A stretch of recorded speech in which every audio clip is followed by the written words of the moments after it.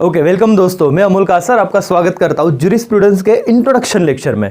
जैसे कि आपको पता है कि बहुत दिन हो गए लॉकडाउन की वजह से हमारे फेस टू फेस क्लासेस नहीं हो पा रहे हैं। सो बच्चों को था कि एटलीस्ट सर एक सब्जेक्ट स्टार्ट हो जाए, लेकिन उसमें और एक दिक्कत थी कि सर लाइव क्लासेस में जो समझता है हमको तो वो प्री रिकॉर्डेड लेक्चर में होगा क्या, उस तरह की अंडरस्टैंडिंग। तो इसका सवाल आपको एंड तक तो मिल ही जाएगा।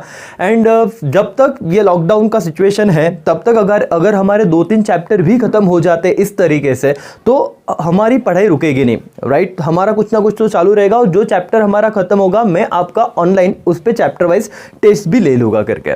वो सब चीज़ें कैसे होंगी, क्या होगी, मैं एंड में बताऊँगा। लेकिन अब हम बात करते हैं ज्यूरिस्प्रूडेंस इस सब्जेक्ट के। फर्स्ट ग्रुप का आपका दोस्तों सीएस एग्जीक्यूटिव में फर्स्ट सब्जेक्ट है jurisprudence, interpretation and what, general law. मतलब ये सब्जेक्ट आपने बहुत सुना होगा कि ये कंफ्यूजिंग है, आपने सुना होगा कि ये सब्जेक्ट याद नहीं रहता बच्चों को। लेकिन मैं आपको एक बात कहूँगा कि बोलते ना कि हर चीज़ पढ़ने का, हर सब्जेक्ट पढ़ने का एक तरीका होता है, राइट। कंपनी लॉ के लिए अलग एक साइकोलॉजी रहेगी, डायरेक्ट टैक्स के लिए अलग आप मेथोडोलॉजी से पढ़ोगे, अकाउंट्स अलग मेथोडोलॉजी से पढ़ोगे। वैसे ही ज्यूरिस्प्रूडेंस पढ़ना है तो आपको पहले उस सब्जेक्ट में कितने अलग अलग चीज़ें हैं वो समझना ज़रूरी है। जैसे कि दोस्तों मैं आपको एक चीज़ बताऊँ, सर ज्यूरिस्प्रूडेंस मतलब क्या। आप कंपनी लॉ पढ़ते हो, राइट। आप लेबर्स लॉ आपने समझे होगे, अब तक आपने डायरेक्ट टैक्स से रिलेटेड लॉ भी पढ़े होंगे, यस और नो। यस दोस्तों, तो सर ये लॉ जो बने हैं ना, वो लॉ बनने का जो बेस है ये ज्यूरिस्प्रूडेंस में बताया गया है, right. Interpretation, what is interpretation.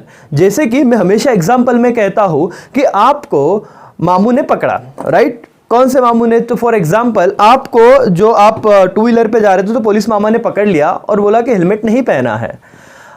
Helmet पहना नहीं है, it is okay, but helmet आपके पास गाड़ी पे था।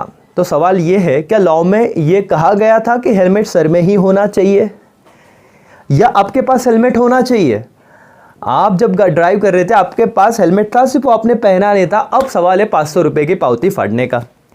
अब वो रिसीट आपको देंगे, पेमेंट मतलब पेमेंट करोगे तो मामा आपको पावती देंगे। अब सवाल है आप पैसे दोगे कि नहीं दोगे। ये पूरा जुगाड़ किस पे आ गया, इंटरप्रिटेशन पे। आपके हिसाब से आपने इंटरप्रेट क्या किया कि नहीं हेलमेट होना चाहिए है, डिक्की में रखा है हमने, लेकिन उनके हिसाब से कहा होना चाहिए था सर में। और कॉमन सेंस, हेलमेट चाहिए तो कहाँ पे चाहिए, गाड़ी चलाते वक्त, बट ऑब्वियस ना आप पहन के चलो हेलमेट। तो ये चीज़ें इंटरप्रिटेशन पे ऐसे छोटे छोटे केसेस, एक एक वर्ड्स पे, एक एक फुल स्टॉप पे, एक एक कॉमा पे जाते हैं दोस्तों। तो ये ज्यूरिस्प्रूडेंस, लॉ का सोर्स क्या था, लॉ आया कहां से, इंटरप्रिटेशन, आप लॉ को पढ़ के इंटरप्रीट कैसे करो, एंड व्हाट जनरल लॉ, बाकी के सारे एडमिनिस्ट्रेटिव लॉ दिए गए हैं। अगर मैं आपको बताऊं कि आपको ये सब्जेक्ट में कितनी चीजें रहेगी तो आपको स्क्रीन पे दिख रहा है लीगल फ्रेमवर्क। अगर मैं इस सब्जेक्ट की बात करूं तो सबसे पहले प्रिंसिपल ऑफ लॉ बेटा। आपके जितने भी चैप्टर है ये डिवाइड हुए हैं इन 5 हेड में। कितने हेड में, मैंने कहा 5 हेड में। सबसे पहला हेड क्या है, प्रिंसिपल्स ऑफ लॉ, जिसमें आपको कितने चैप्टर दिए गए, ध्यान से देखना 3 चैप्टर है। जिसमें पहला चैप्टर आपको बताएगा सोर्स ऑफ लॉस, कि लॉ आए कहां से। इंटरप्रिटेशन ऑफ स्टैट्यूट, की इंटरप्रिट, लॉ को इंटरप्रिटेशन करने के क्या क्या रूल्स है, राइट वो। एंड जनरल क्लॉज एक्ट, ये 3 चीजें आप प्रिंसिपल में पढ़ोगे। तो 3 चैप्टर यहां पे हो गए। देन आफ्टर आपका एक चैप्टर है कौन सा, कॉन्स्टिट्यूशन ऑफ इंडिया का, तो 2 हेड ये हो गए। फिर उसके बाद 3 हेड आएंगे दोस्तों, एक होगा आपका क्रिमिनल लॉ और एक होगा सिविल लॉ में इससे रिलेटेड, और आपका 5वां रहेगा एडमिनिस्ट्रेटिव लॉ। कितने लॉ का है, 5 हेड, और इस 5 हेड में आपका पूरा ज्यूरिस्प्रूडेंस क्या है, डिवाइड किया गया है दोस्तों। स्क्रीन पे ध्यान से देखना, सबसे पहले आपको दिख रहा है व्हाट, क्रिमिनल लॉ सर। अब क्रिमिनल लॉ और दूसरा है क्या, civil law. Branches of civil law आपको दिख रहा होगा स्क्रीन पे। अब आपको मैं कहूं कि ये सब्जेक्ट पढ़ते वक्त ना कंपनी में आप स्टार्ट टू एंड कंपनी के बारे में सोचते हो, टैक्स में आप स्टार्ट टू एंड टैक्स के बारे में सोचते हो, बट ज्यूरिस्प्रूडेंस में आपको कभी कभी क्रिमिनल, राइट ना, कि अगर बंदा क्राइम कर रहा है तो राइट क्राइम किसे कहते हैं, एविडेंस कैसे जमा करने हैं। तो सर इस क्रिमिनल एक्ट में क्या हमको पूरा आईपीसी पढ़ा दिया गया है क्या, राइट। इंडियन पेनल कोड जो होता है तो उस आईपीसी की धारा, राइट, ऐसे सुना होगा साउदर्न इंडिया या क्राइम पेट्रोल में आपने। तो ये क्या पूरा ये सब्जेक्ट सीएस एग्जीक्यूटिव लेवल पे सब आईपीसी के सारे पॉइंट्स दे दिए गए? नहीं, डेफिनेटली सब कुछ नहीं दिया। तो कितनी बातें दी है यहां पे देखो, अगर मैं आपको कहूं तो क्रिमिनल लॉ में आपको सिर्फ 3 एक्ट उन्होंने पढ़ने को कहे हैं, सिर्फ 3 चैप्टर रह गए। कौन से 3 चैप्टर रह गए? इंडियन पेनल कोड, आईपीसी, इसमें भी सारे कोड नहीं है, कुछ लिमिटेड कोड्स आपको दिए गए हैं जो एज अ प्रोफेशनल लेवल पे आपको बोलते हैं ना कि उसका इंपॉर्टेंस है। दूसरा है एविडेंस, इंडियन एविडेंस एक्ट, कि एविडेंस किसे कहेंगे, क्या उसका डेफिनेशन है। पहले क्राइम समझा, फिर एविडेंस क्या होता है वो समझेंगे। और India criminal procedure code, procedure code मतलब क्या सर? पहले क्या हुआ? क्राइम हुआ, क्राइम होने के बाद आपने क्या किया? थ्रू एविडेंस उसे फाइंड आउट किया, फिर उसके बाद कहां जाओगे? कोर्ट में जाओगे ना। तो कोर्ट में जाने का प्रोसीजर क्या है? या फिर कोर्ट हो मतलब आपका डिस्ट्रिक्ट लेवल का कोर्ट हो या सुप्रीम कोर्ट हो, वहां पे कितने दिनों में केस जाना चाहिए, क्या उसका प्रोसीजर होगा। तो प्रोसीजरियल पार्ट मतलब 3 चैप्टर आपके रहेंगे दोस्तों। आपको दिख रहा है आईपीसी, इंडियन पेनल कोड, उसके बाद एविडेंस वाला एक्ट, और फिर क्या रहेगा? क्रिमिनल प्रोसीजर कोड का एक्ट रहेगा सर। ये हो गया क्रिमिनल लॉ। तो एक सेकेंड हेड आपने उड़ा दिया। अब क्या जाएंगे? चलो branches of civil law. Sir civil मतलब क्या? देखो यहां पे एक चैप्टर तो इटसेल्फ आपको दिया है दोस्तों।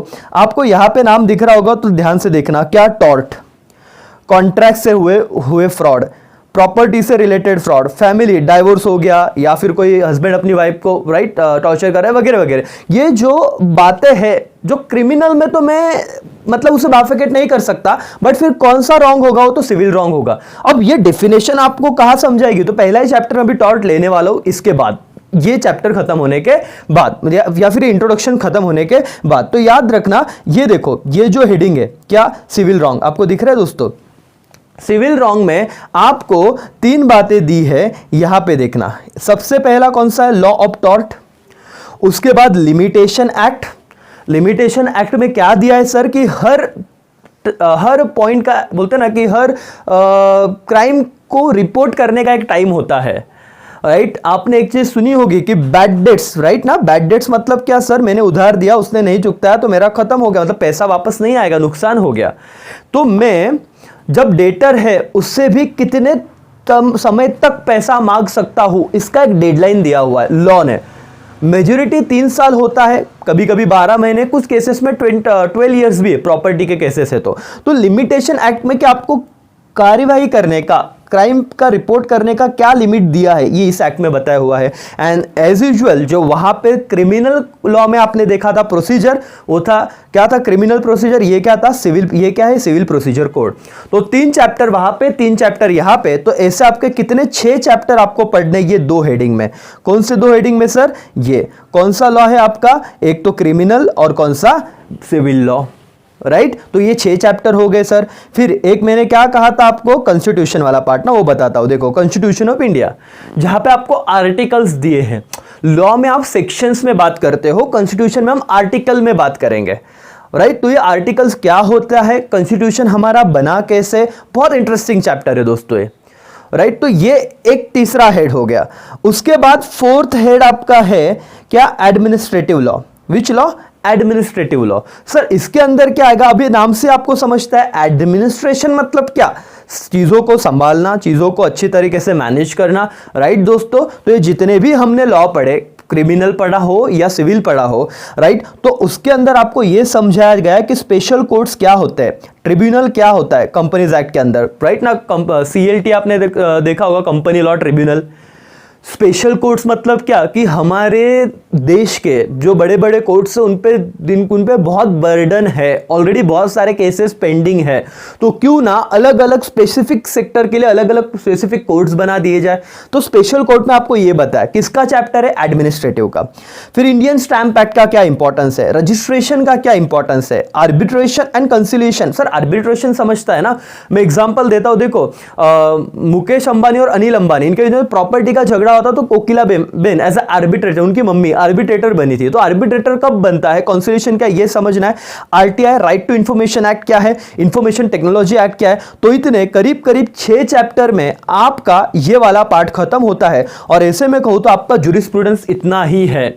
तो कितने पॉइंट हो गए दोस्तों, आपने देखा होगा। देखो एडमिनिस्ट्रेटिव लॉ का डेफिनेशन भी मैं टाइम पे आपको पढ़ा हो गई, आज तो मुझे सिर्फ इंट्रोडक्शन देना था। उसके बाद क्रिमिनल लॉ में क्या पॉइंट आते हैं, सिविल लॉ में क्या पॉइंट आते हैं, वो लेक्चर के दरमियान में आपको बताऊंगा सारी चीज़ें। तो ये देखो बहुत सही तरीके से हमने ड्रॉ किया हुआ है नोट्स। सो अभी इसमें ज़्यादा डिटेल में न जाते हुए आपको सिर्फ मुझे ये समझाना था कि हमारे ज्यूरिस्प्रूडेंस सब्जेक्ट में राइट कितने मतलब उसके चैप्टर्स हैं।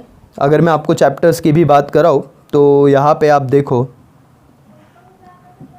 Wait a minute,